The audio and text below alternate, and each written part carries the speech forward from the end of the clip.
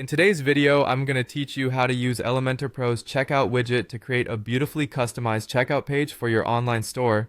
This is a great way to enhance your customers' shopping experience and optimize your site for conversions.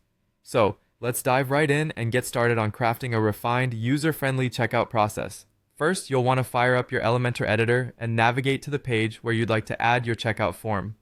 If you don't already have a dedicated checkout page, it's a good idea to create one from scratch.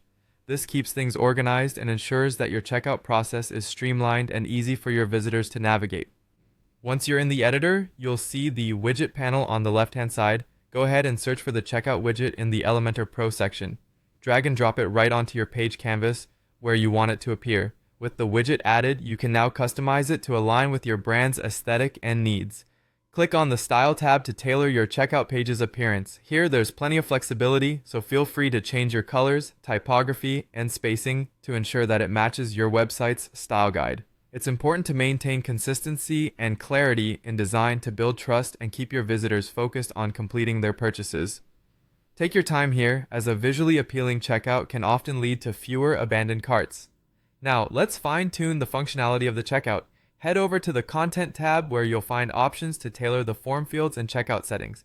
Here you can choose exactly what information you collect from your customers. Remember, it's crucial to keep things as simple as possible while still gathering the necessary data you need for order processing. Always aim to minimize friction during the checkout process. Less is often more when it comes to form fields. Once you're satisfied with your layout and design, it's time to save your work. Ensure everything looks good by hitting the preview button to see how your checkout page functions from a customer's perspective. Pay attention to any parts that might require further tweaking or adjustments. Once you're confident everything is working as it should, simply hit the Publish button.